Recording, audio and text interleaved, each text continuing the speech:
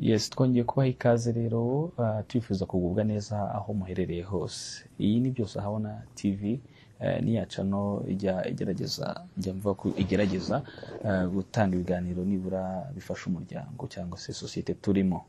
Yes, umunsi rero twongeye kugaruka kuri ngaba ni nyakiramajwi cyangwa ni nyakiramashusho.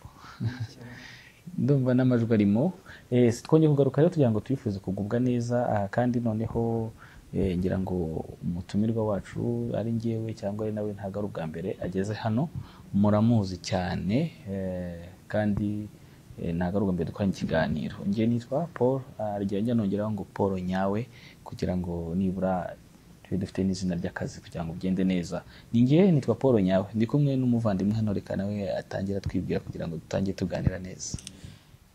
Okay, murakoze Paul kuduha ikaze kandi dushimiye Imana by'umwihariko kuduhaye umugisha wo kongera kugaruka muri ibi biganiro. So bwa mbere nk'uko bivuze tubana, wongera ngo bwaba ari nk'ubwa gatatu. Rero dushimiye Imana kwiduhaye umugisha wo kuba ari twe duhari, kandi namwe mwarakoze kongera kudutekerezaho kugira ngo twongere dusubukure ibiganiro byacu. Hanyuma nitwa Iragena Faustin, ndi umugabo wubatse, ndatuye hano mu Gatsata.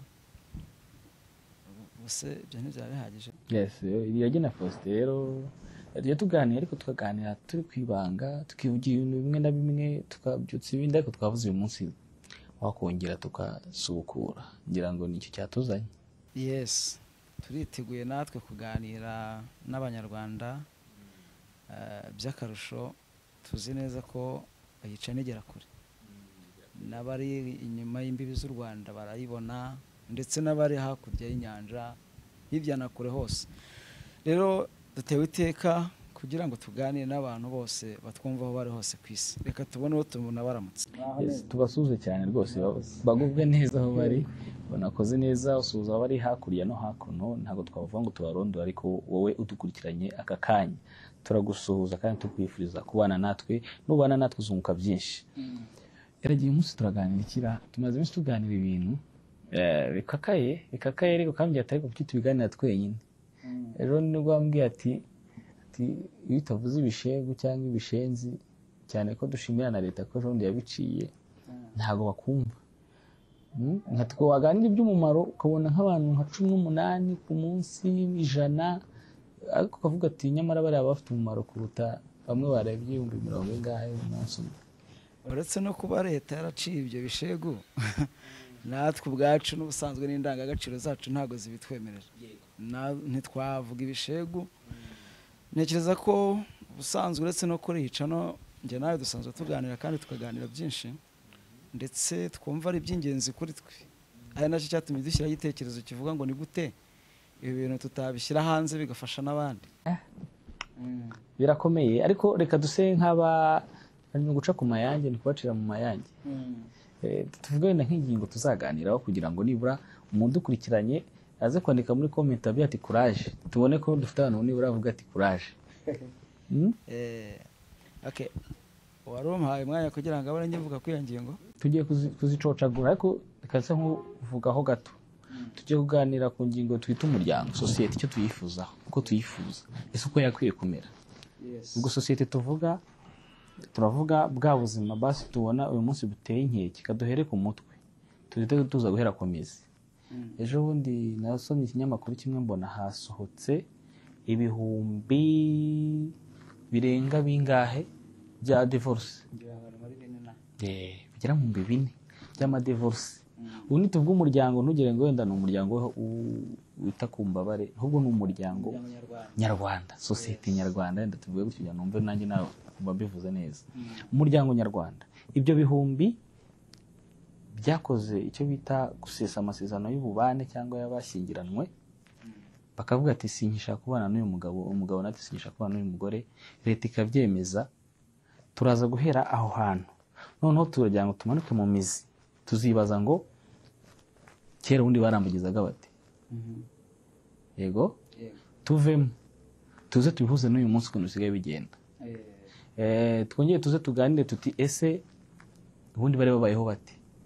habaho kurambagiza, habaho byandi byita ubukwe, hakabaho uko iyi mihango igenda ikurikirana cyane ko ubizi cyane by'imihango wenda uzadufasha cyane njya mbona usabira abantu. Hari imihango hakaba n'imisango. Ubwo n'imisango murakoze cyane, iyo misango uko ugenda ikurikiranye rero ku murongo uzadufasha kugenda bidusobanurira, noneho twibaza ngo kera ubundi kera umuntu yakoraga ubukwe duse nk'abavunagura, noneho ejo tuzatugenda dufata ingingo imwe tuyinjiremo neza tuyijanjagure twimbitse. Noneho uyu twibaze habagaho kurambagiza, sinzi ko numvaga kera bavuga ngo iyo ugiye kurambagiza ngo urumva arambagiza ibero bya nyina, mbwira wowe uzi umuco ngenda cyari muto mvayo mbigana uko mu bijyana byaba bibi byaba byiza nzafata uko, ariko ndizera ko mba natoranyije abantu b'umumaro. Nundi iki kintu bavugaga iki ngo umuntu arambagiza ibi. Okay, murakoze Paul ku bw'icyo kibazo. Ni ikibazo giteye inkeke muri iki gihe, ibintu birakomeye cyane. Kuri ubu ngubu usanga hashyingirwa ngo 1000 hatarashira amezi 6 ugasanga 500 zimaze kugera muri divorce. Ni ikibazo rero kandi warakoze kubitekereza ukanabyibaza. Ntekereza ko si we wenyine ubyibaza, abantu hirya no hino niyo usanze abantu 2 3 bicaye baganira usanga babiganiraho. Ni ikibazo rero buriya warugize uti ubundi imbere kurambagiza byagendaga bite. Kurambagiza rero ubusanzwe uko mu muco w'abanyarwanda byari biri, ubundi kurambagiza ni umuryango warambagizaga ariko ukarambagiza undi muryango. Ni ukuvuga ngo niba umwana wawe ageze igihe cyo gushyingirwa, nuvuga gukura biraza kwitwa ibindi kuko ubundi hakura amavuta, nta muntu ukura mu muco indani. Ariko agiye mu bukwe mujya mutuzimiza, kandi abato nyine murabizi ko twirinda ibinyarwanda bikomeye, ariko ni byiza mujye mubikurikirana. cyako nanjye ndaza kujya nkwigiraho ubwo gukura hakura amavuta. Umusore ubwo arageze igihe, ni ukuvuga ngo abagejeje igihe yego, cyangwa se akwije imyaka yo gushyingirwa. Rero kera habagaho ibitaramo, hakabaho inkera. Hari ibitaramo by'umuryango ariko hakabaho n'inkera z'abahungu. Mu nkera z'abahungu rero wasangaga nyine ari abahungu, ariko muri izo nkera na ba nyirasenge bajyaga muri izo nkera. Abahungu bangana bate? Abahungu wenda umuntu wese utarashaka, ariko hari ukuntu uvuga ngo umuhungu bakumva ko ari umuntu urengeranye. Tujya tubwira abasore ngo uri umuhungu ntukiri umusore. Nyine muba mwashatse kubyita ukundi, ariko se uwavutse iyo umuntu abyaye atabyaye umukobwa abyara iki? Bavuga umuhungu. Ni umuhungu.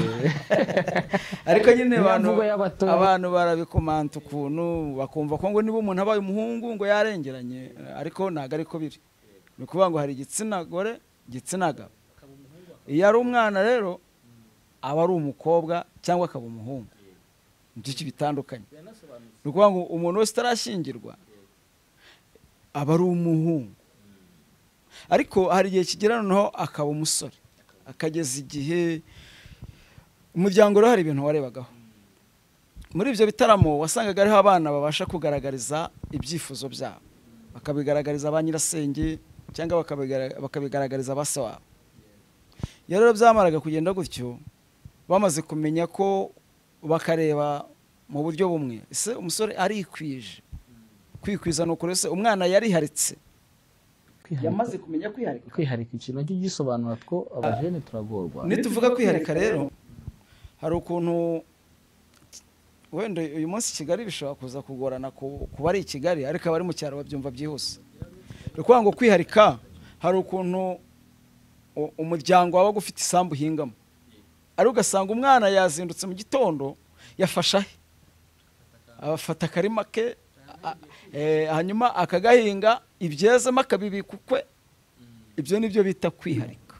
Ubwo busobanuye neza abavuze ati nanjye mba umugabo mu rugo mfata akantu kanjye. Hanyuma mu cyaro ho wasangaga umusore agiye nko mu hirya agasaba se ati ndumva nshaka kubaka, ise akamwereka hasiza, hanyuma umuryango ukamwubakira. Iyo rero babonaga ibyo abikwije, abyujuje, bamubona n'imbaduko, bamubonamo umuntu waba umugabo, umuryango noneho watangiraga kwibaza ngo none se ko tubona umwana wacu agejeje igihe twakura hehe umukazana. Niho byapfiriye ubundi, twakura hehe umukazana. Hanyuma umuryango ugatangira ukarambagiza, bagatangira gushaka icyo bita abaranga. Abaranga rero rimwe na rimwe babaga ari nk'abakobwa bo muri uwo muryango bashatse ahandi, cyangwa ari inshuti z'umuryango by'umwihariko.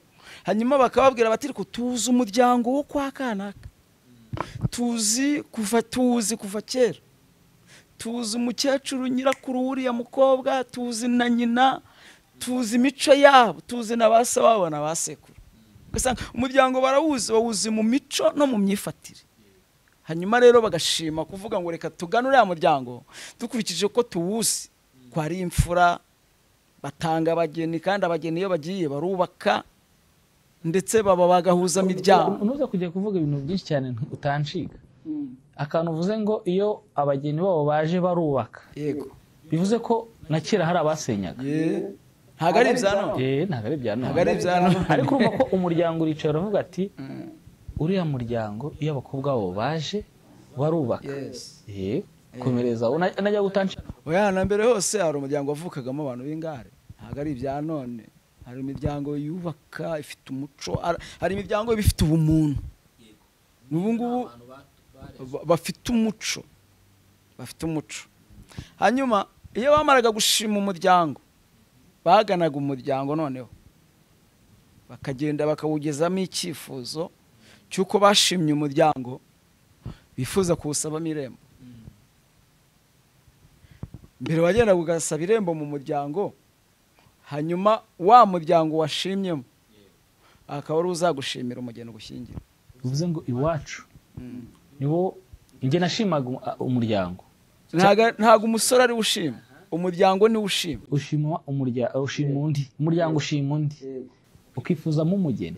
Ushima kuko ari bawushima kuko basanzwe bazi ko uwo muryango ugira abakobwa bafite umuco, bashingiye kuri ba nyirakuru, bashingiye kuri nyina w'uwo mukobwa nabo baba bamushimye. Bibutse ko kera ubundi uburyo banarambagizaga umuranga, ni ukuvuga ngo niba bamaze gushima umuryango, hari umuranga noneho ukwiye kugenzura uwo muryango, noneho agakurikirana na wa mukobwa ko atatatira indangagaciro ziwabo. Hanyuma wa muranga yabaga ashobora no kuba yazinduka mu gitondo, akazinduka mu gitondo kare kugira ngo arebe wa mukobwa yibwiriza gukubura. Ese wa mukobwa yabyutse mu gitondo bigenda gute? Akazinduka akabanza akamenya neza imico y'uwo mukobwa. Bajyaga kumusaba bamuzi, bazi umuryango. Navuze ngo mfashe turabicocagura, tuzatufata kimwe noneho tukimenagure, tukinjiremo, tujye tugihuza n'uyu munsi. Ako kantu uvuze ko umuranga tugacumbikiye naho byaba ari byiza, kuko numvishije gize ubwoba bitewe n'iby'uyu munsi. Dusimbutse gato uyu munsi noneho ujya usabira abantu. Ari n'abajene bajya baza bakambwira ona nanjye ndi umupapa, ahubwo kaka koresho nakibagiwe, ariko tubyemere dutyo. Yego, umusore umwe yaje kuza kumbwira ati urambera pare. Hangije ndavuga ati se abanyarwanda nubwo nanjye nashatse, ariko abasore b'iki gihe hari inama nabagira itari nini, kuko utangiye kumuvangira n'ibyo yumva panga agutera ishoti, ubundi agashyira ibyo yumva imbere. Musaba ibintu bitatu byatuma numva nanjye najya yumva nishimiye kuba ndi kumwe nawe mu ibyo birori bye. Cyakora yararebye abona ntabyujuje arampunga. Ariko uvuze ikintu bita umuranga, uvuga ikintu bita ngo umuntu akazindukira mu rugo rw'abandi isengira ubwoba. Uyu munsi nsigaye mbona umuntu mu gitondo abyuka amuhaye undi ukiri aho kugira ngo nanjye kakatancika. Zimwe mu mpamvu zatumaga umuranga ashobora kuzindukira muri urwo rugo, umuranga ashobora kugenzura neza akamenya ko umukobwa bagiye gusaba yujuje indangagaciro bamwifuzamo, yujuje indangagaciro z'umuryango, nuko iyo basabaga wa mukobwa akaza akananirana, amakosa yose yajyaga ku muranga. Umuranga ubwo yavuga ati warebye uti ukuvuga ngo umuranga niwe wabaga yakoze amakosa, umuranga rero yabaga yamushimye mu buryo bwose, mu buryo bwumvikana cyane ku bajene. Ubwo ni nk'amaneko, ni nk'amaneko ivuga ati nzagenda mugendere mumenye. Ariko uyu munsi hari ikintu kimwe kirabaho bita pasi. Noneho Iragena duhugire mu bintu by'akazi n'imibereho, ariko mu kanya tukabona Iragena bimwe nitaga umuhungu yujije igihe aranakirengeje, tuvuye kuba nakirenze uretse ko wenda nyango ntikirenga uraza kudusobanura naho ngaho ati umuntu arenze igihe ryari. Noneho kumva baravuze ati ukanaga ko atarongora bimeze biti, nyamara ahantu nzi umukobwa atese arahari, undi ati cyane.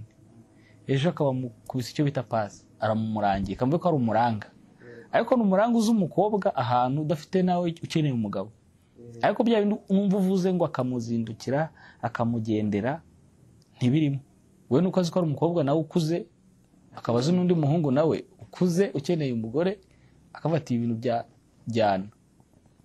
Urumva ubwo bukwe bw'uyu munsi rero uvuze bwa mbere itaribwa n'ubwa uyu munsi. Uyu munsi hari n'abantu bamara amezi 3 kumva koza ubukwe da cyangwa agashwana n'uyu twaye tubizi ishaka kumva invitation zasohotse mu kundi kwezi, ukibaza uyu nguyu yarabitse nawe ujye bibaza ibibazo. Okay, urakoze cyane kongera kubaza icyo kibazo. Buriya birakomeye cyane muri iyi minsi rwose. Mbonero ntanga impuruza kuba bishinzwe kuri Minisiteri y'Umuco, kuri Minisiteri y'Umuryango, bavuze ngo bagiye kujya babinyuza mu buryo ngo abantu bo gushyingiranwa ngo bamara amezi 11 na rimwe barimo bigishwa mu mirenge. Sinzi ibiye kubyumva bivugwa, sinzi ari icyo wari ugiye kuvugaho rero iyo mpuruza niba ari ubwati byagenze biti. Buriya nta muntu ugorora ikijumba, ikijumba n'ikigororo. Uzima mu mbivuze kugufata wowe bagufashe uri umusore, hanyuma baragufashe ngo bagiye kukwigisha mu mezi 12 ngo bakwigishe uko uzubaka urugo. Ntabwo ibyo bintu nta kintu ku ruhande rwanjye ntacyo byatanga, kuko ubundi umuco, icyo twita umuco ari wo umuntu akuriramo akagira ubumuntu akaba umuntu. Yego, umuco ubusanzwe bavuga ngo umuco ni umutima w'igihugu, kandi umuco ucurirwa mu muryango.